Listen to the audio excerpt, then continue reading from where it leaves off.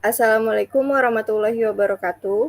Yang terhormat dosen pengampu mata kuliah perpajakan Ibu Asrah Tandirerung, SEMM, dan terima kasih kepada teman-teman yang sudah bekerja sama dalam pengerjaan Project Based Learning ini. Pada kesempatan kali ini, kami ingin mempresentasikan hasil Project Based Learning ini tentang perhitungan PPh 21 pribadi. Sebelumnya, perkenalkan nama saya Anestia Melia Putri dengan NIM 64231585. Selanjutnya teman saya yaitu Nah, saya Ainatul Mardia dengan NIM 64231609. Saya Nurul Alfiana dengan NIM 64231850.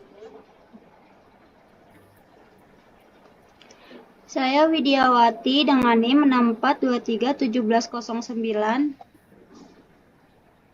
Saya Salvasati Maharani dengan NIM 64231667.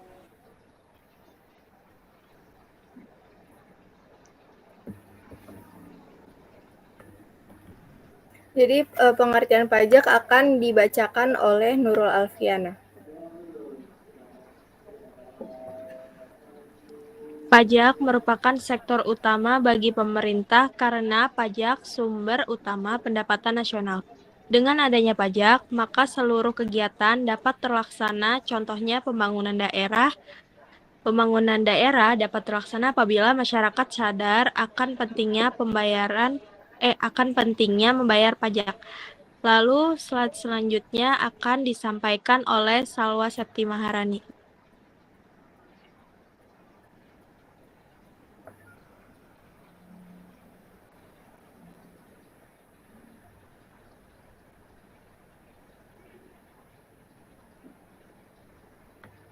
Slide selanjutnya akan disampaikan oleh Salwa Septi Maharani. Definisi PPh 21, pajak penghasilan pasal 21 adalah pemotongan pajak atas penghasilan yang diterima oleh seseorang wajib pajak pribadi atas pekerjaan, jasa, atau kegiatan yang dilakukannya di dalam negeri. Biasanya PPh 21 berkaitan dengan pajak yang diterapkan pada sistem penggajian atau payroll karyawan di sebuah perusahaan.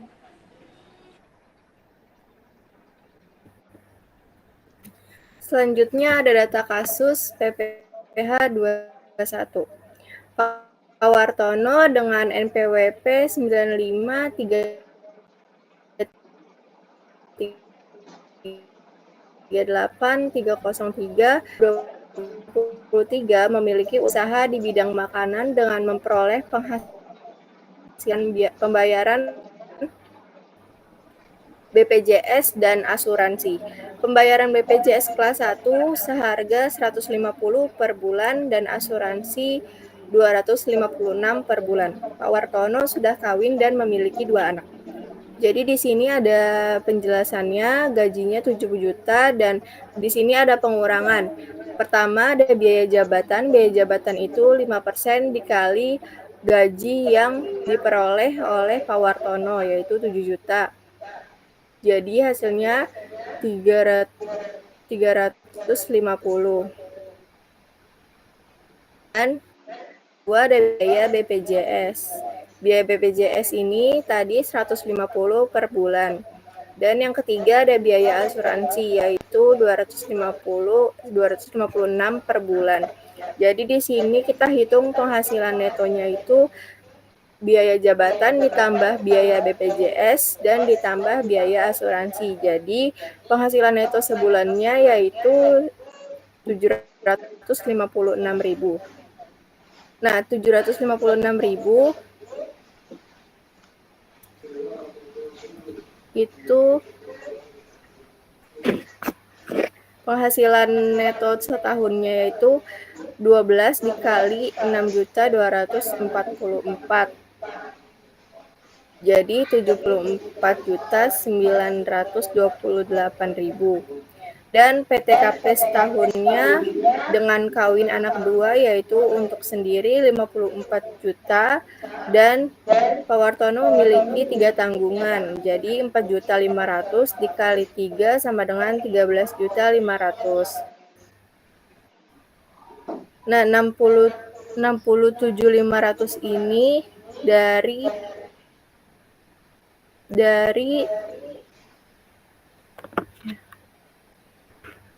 74 juta dikurang 6.244, jadi 67.500. Dan 74 dikurang 67 itu jadi 7.428.000. Itu adalah penghasilan kena pajaknya. Dan kita menggunakan metode lama. Jika kita menggunakan metode lama, jadi PPh 21 setahunnya itu jadi 5% dikali 7.428.000, jadinya hasilnya 371.400. Jika PPh 21-nya sebulan, jadi 371.400 dibagi 12, jadi hasilnya 4.456.800. Dilanjutkan oleh Ainatul.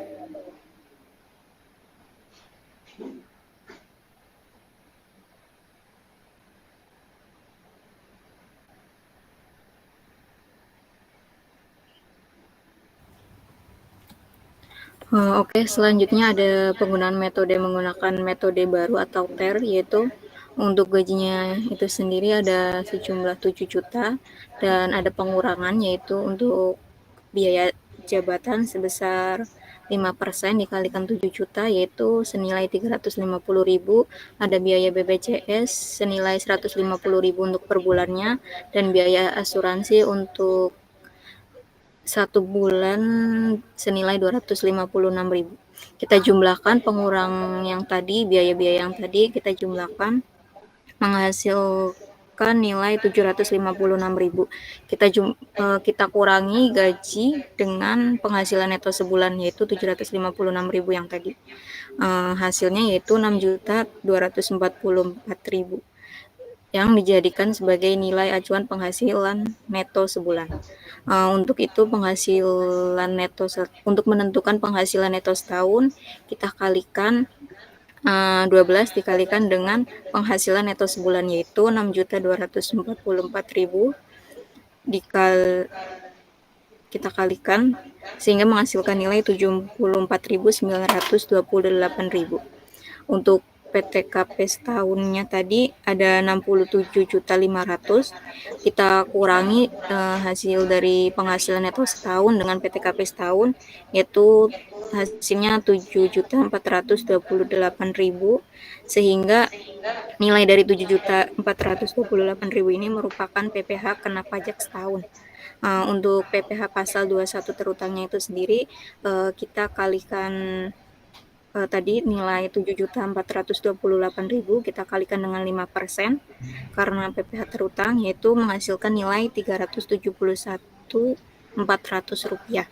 Dan untuk PPh pasal 21 per bulannya, yaitu Januari sampai Desember, kita bagi nilai dari 371.400 dibagi 12 bulan, yaitu nilainya jadi 30.950.000. Untuk perhitungan bulanan dengan tarif efektif atau TER tadi, untuk Januari sampai November itu kita kalikan 0,75% dikalikan dengan 7 juta rupiah, di mana 0,75% ini dihasilkan dari TER B, di mana memiliki tanggungan sudah kawin dan memiliki anak 2, sehingga nilainya adalah 52.500.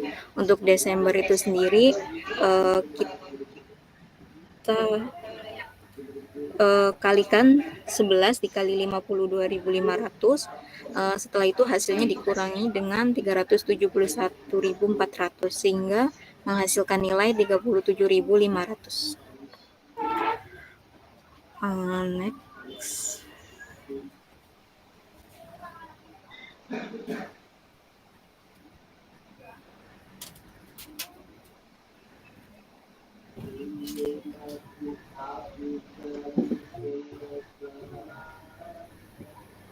Selanjutnya akan Untuk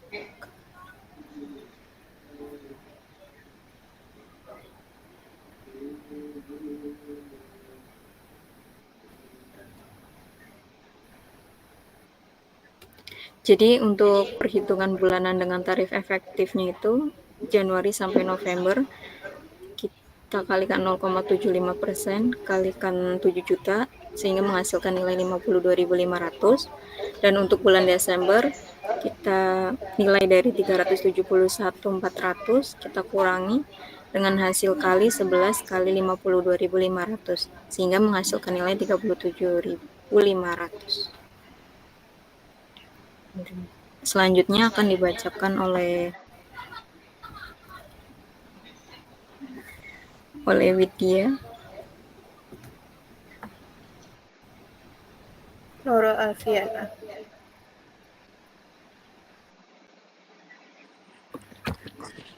Oke, di sini ada Pak Wartono yaitu menghasilkan penghasilan dalam per bulan senilai 7 juta.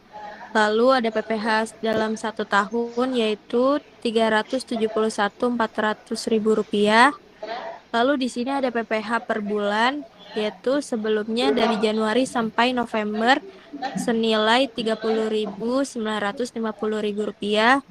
Lalu ada tarif efektif dari bulan Januari sampai November senilai Rp52.500.000. Lalu di bulan Desember yaitu Rp37.500.000. Lalu selanjutnya ada keterangan tarif efektif yaitu 0,75% ter B baris keempat. Next. Lalu slide selanjutnya akan disampaikan oleh Salwa Septimarani. SPT tahunan 1.770S penghasilan neto dalam negeri sehubungan dengan pekerjaan sama dengan 74.928.000. Jumlah penghasilan neto 1 tambah 2 tambah 3 dibagi 74.928.000. Penghasilan tidak kena pajak K2 ada di 13.500.000. Penghasilan kena pajak 6 dikurang 7 dihasilkan 7.428.000. PPh terutang tarif pasal 17 PPh kali angka 8 ada di 371.400. Jumlah PPh terutang 9 tambah 10 dibagi 371.400. PPh yang harus dibayar sendiri dibagi 371.400. PPh yang kurang dibayar PPh pasal 29 ada di 371.400. Kesimpulannya, berdasarkan laporan di atas, pajak dikenakan kepada wajib pajak terhadap penghasilan yang mereka dapatkan setiap bulannya. Adalah pajak PPh 21 di mana pajak ini menghitung gaji atau pendapatan yang dihasilkan oleh wajib pajak setiap bulannya, dikurangi dengan biaya iuran, asuransi, dan juga biaya jabatan, lalu dikurangi PTKP setahun untuk menentukan PPh 21 terutang. Selain itu, dalam laporan ini membutuhkan perhitungan PPh 21 dengan menggunakan 2 metode, yaitu metode lama dan metode tarif efektif. Rata-rata dalam kasus studi khusus yang diambil dari wajib pajak bernama Pak Wartono, NPWP